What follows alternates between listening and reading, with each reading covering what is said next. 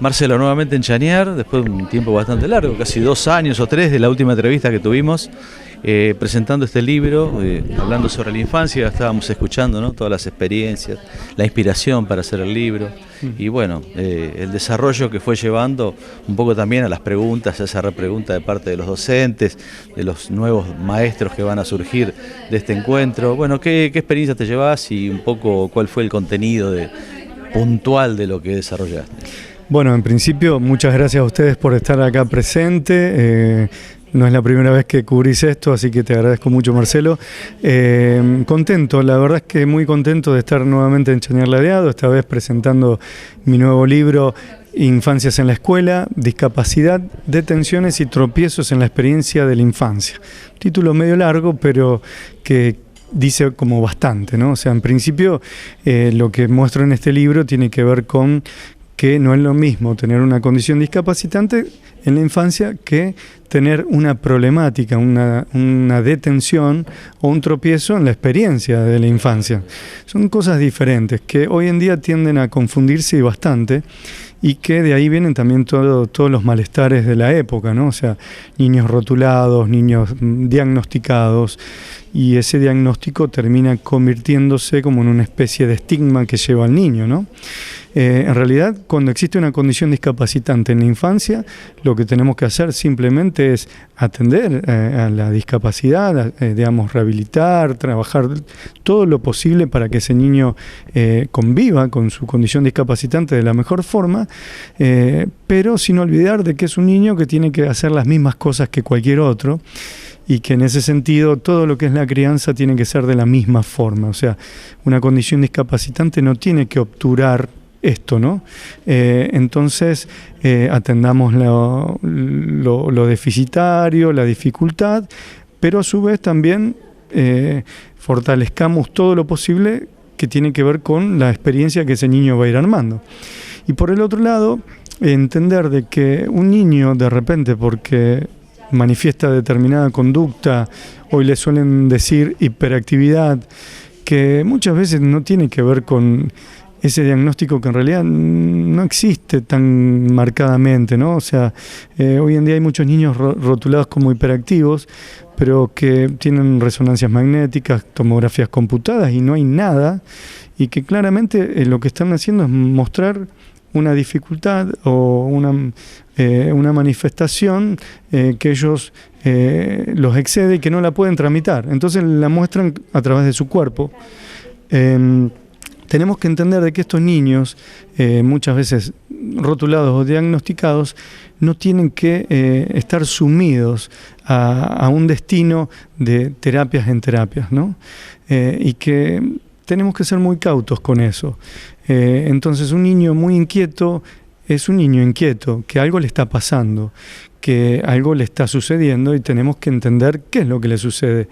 El diagnóstico de hiperactividad no lo va a ayudar mucho más que a eso, ¿no? Así que bueno, un poco trabajar estas cuestiones. Bien, es como que el niño está con carpeta médica permanentemente. Exactamente. O está fichado en el escritorio del docente o de quien lo va a recibir. Niño número tal, con esta cosa, y ya está, arrancamos con ese encasillamiento. Durante años que uno ha venido siguiendo estas charlas, entrevistado, es como que cuesta romper ese límite, esos mandatos que están ahí dando vueltas, que lo primero que se nos viene a la boca decimos, hiperactivo, retrasado, disperso, y nunca medimos la consecuencia de esa palabra y lo que después significa eso para ellos.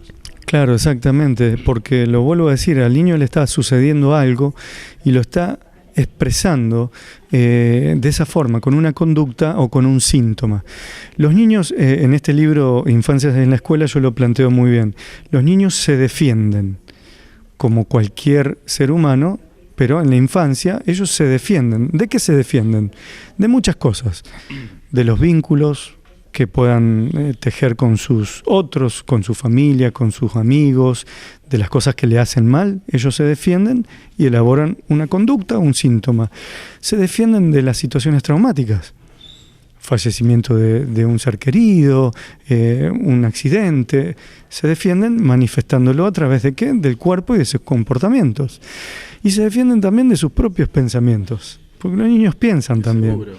Y muchas veces piensan cosas que no la dicen, no las expresan, pero que las terminan sintomatizando.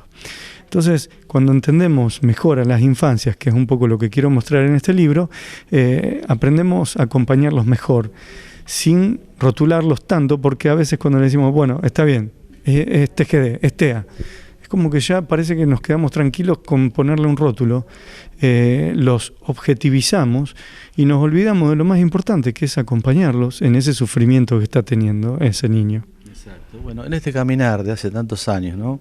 Uno ve un poco toda tu trayectoria, tu tarea, tu docencia, volcar toda tu experiencia en libros. ¿Hemos avanzado? ¿Cómo estamos parados hoy en esa mirada en la sociedad actual en la cual estamos insertos? Muy buena tu pregunta. Yo creo que se ha avanzado mucho en todo lo que son terapéuticas, tratamientos en materia de discapacidad. Se ha avanzado también, si se quiere, en algunas cuestiones de conciencia social colectiva, pero sí estamos como asistiendo a un retroceso en todo lo que es la mirada. Se está volviendo a rotular, a diagnosticar demasiado las infancias, y esto es algo que tiene que ver con el auge de las neurociencias también. Yo contaba recién hoy que me asombra la cantidad de libros que salen sobre cerebros, neuroeducación, todo neuro, ¿no?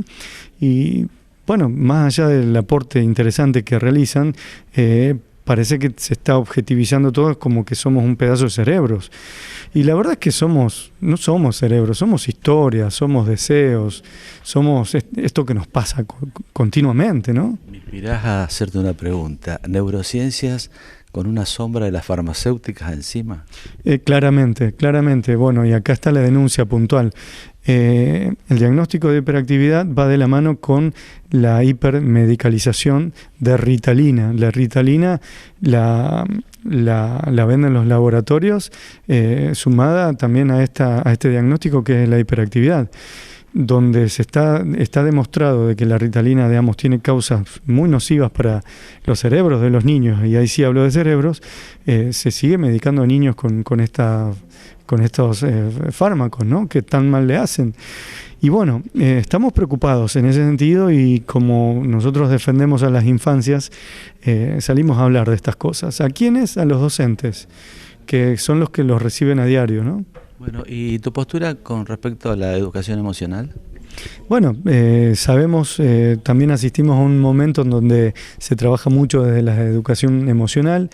Yo creo que suma, es una materia interesante, pero bueno, yo no sé si las emociones se pueden educar. Creo que se donan, se transmiten. Vos a tu hijo les habrás transmitido con tu ejemplo, con tu forma de ser, con los diálogos, con las charlas. Creo que transmitimos en relación a lo que somos. Y a veces es muy difícil educar una emoción. Las emociones se viven, se sienten, se experiencian. ¿En dónde? En las experiencias únicas e irrepetibles que se producen día a día. Y ahí es donde las vivimos, las sentimos y las podemos expresar a otros. No sé si yo puedo ir y educar a un niño emocionalmente en relación a algo, que sea más bueno o más malo. Creo que eso tiene que ver también mucho con lo que le transmitimos, más que lo que educamos o queremos que el niño aprenda, ¿se entiende? Y esto tiene mucho que ver con nosotros mismos. Está bueno que se tome en las escuelas como algo importante, la amistad, el compañerismo, la convivencia, pero esto es algo que simplemente se puede realizar sin llamarle educación emocional, ¿no? O sea, en el día a día, en el gesto de una buena docente, esto aparece todo el tiempo.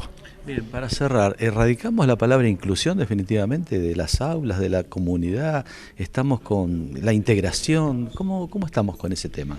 Bueno, creo que erradicarla es difícil porque hoy más que nunca están hablando del concepto de inclusión, se está hablando mucho del concepto de inclusión. Lo que propongo más que nada hoy en día es hablar de algo que es primario en la inclusión, que es la convivencia.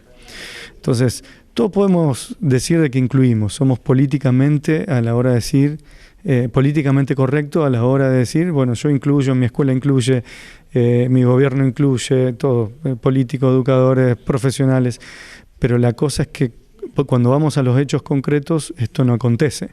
Porque vamos a la escuela que dice que incluye y ese niño supuestamente incluido no tiene amigos, no juega en el recreo. Entonces, no hay inclusión si no hay convivencia. Entonces, pensemos en esa palabra que es más linda. Incluir no deja de ser también esta cuestión de pensar en que yo te incluyo a vos y yo no soy nadie para incluirte a vos al mundo. En realidad, yo convivo con vos y si yo convivo con vos, estamos todos en el mundo. Sumamos. La palabra inclusión puede seguir siendo un poco tramposa. Es más interesante que la palabra integrar, pero no deja de representar el hecho de incluir a alguien que supuestamente se reconoce como excluido. Y si está excluido, entonces el problema está en que no puede convivir con otro.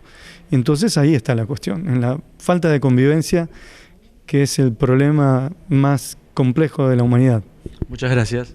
Muchas gracias a vos, Marcelo, y gracias a toda la comunidad de Chañar por haberse acercado hoy aquí. Y bueno, seguiré viniendo cada vez que me inviten.